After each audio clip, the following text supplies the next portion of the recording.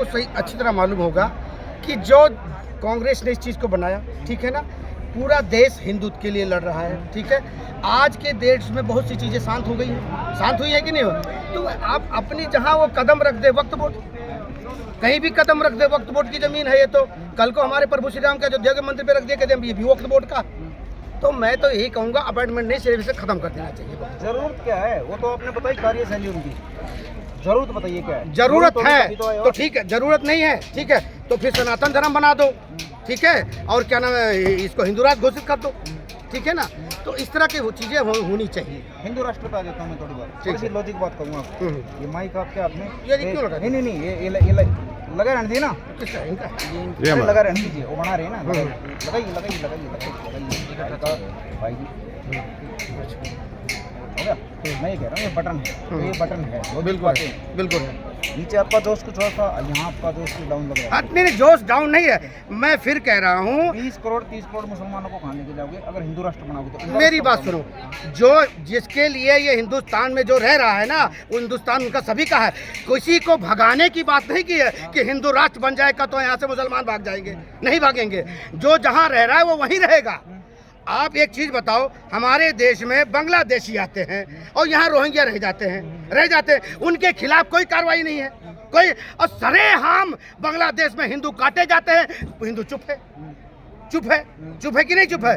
तो मैं यही कह रहा हूँ, आप जो कह रहे हो कि यहाँ से जो इतने 20 करोड़ हिंदू भी चुप है और हिंदुस्तान का मुसलमान भी चुप है। मेरी बात सुनो, कोई चुप नहीं है, सबके साथ कार्रवाई अंदर सब अपने षड्यंत्र रच रहे हैं।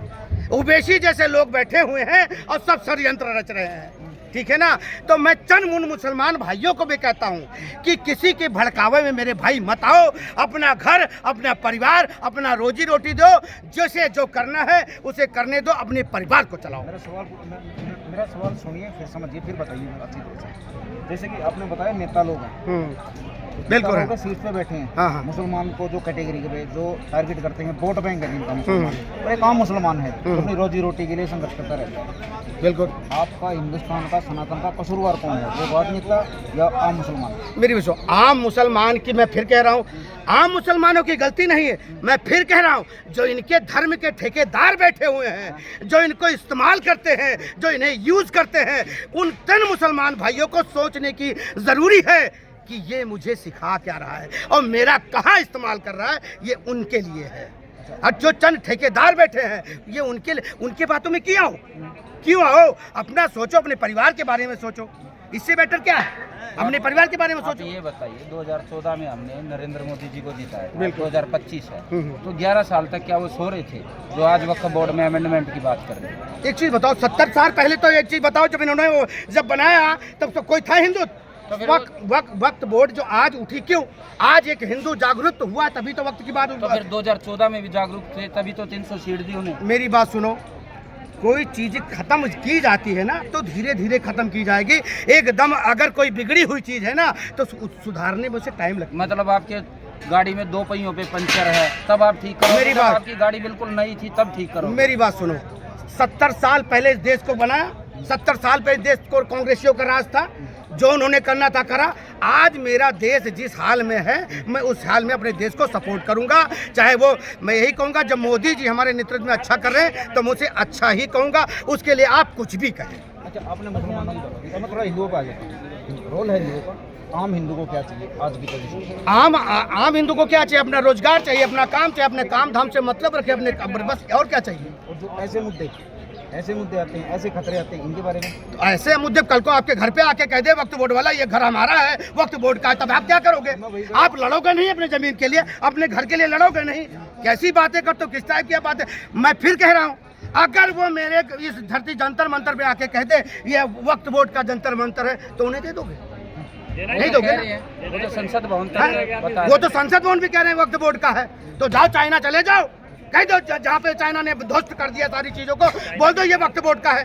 जा बोलो, हमारे ही हिंदुस्तान में ही रह के और हिंदुस्तान का ही खा के कह तो भारत माता की जय नहीं बोलूँगा। ठीक है? नहीं हम बस नहीं उपाधि भाई वो कोई नहीं, आप सही मत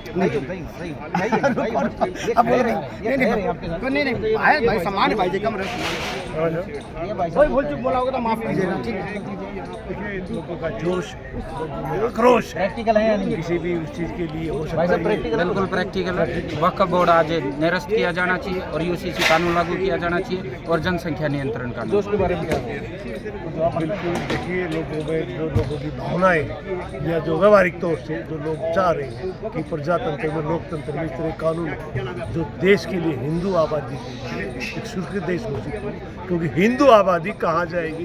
पूरे देश में हिंदू आबादी के जो नियम कानून हैं, जो जिस तरह की व्यवस्थाएं हैं या जो तुष्टीकरण की नीतियाँ हैं, उसके लिए काफ़ी हद तक सरकारें जिम्मेदार हैं। आज एक मौका आया है कि पुराने भूलों को सुधारें और ये वक्फ बोर्ड को हटाए और आपका जो इस्लामीकरण की विदेशों द्वारा जो प्रक्रिया पूरे भारत में समाहित करने का, एक अच्छी सभ्यता को नष्ट करने का जो प्रयास किया जा रहा है, एक विदेशी आक्रामक सभ्य के द्वारा, उसको निर्मूल होना चाहिए और बिल्कुल वक्फ बोर्ड को समाप्त होना चाहिए। पर्सनल लॉ बोर्ड को समाप्त, देश का कानून एक होना चाहिए।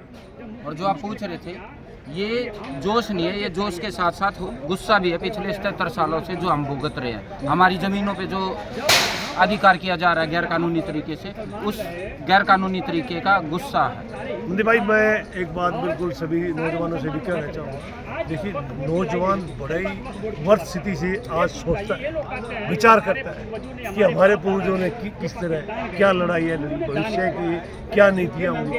वर्ल्ड लेवल पे आप देख ले, सीरिया में आपने देखा, इराक में आपने देखा, आप इजराइल में आपने देखा, फिलिस्तीन में आपने देखा, गाजा में आपने देखा, जहाँ भी जो सभ्यताएं होती है वे आपस में परस्पर टकराव की स्थिति रखती है। और ये टकराव आज से नहीं, सदियों से हो रहा है। एक अच्छी सभ्यता को मिटाने का प्रयास एक विदेशी सभ्यताओं द्वारा हो रहा है, तो इसका निर्मूल होना चाहिए। विश्व स्तर पे भी, राष्ट्रीय स्तर पे भी, राज्य स्तर पे भी, क्षेत्रीय स्तर पे भी।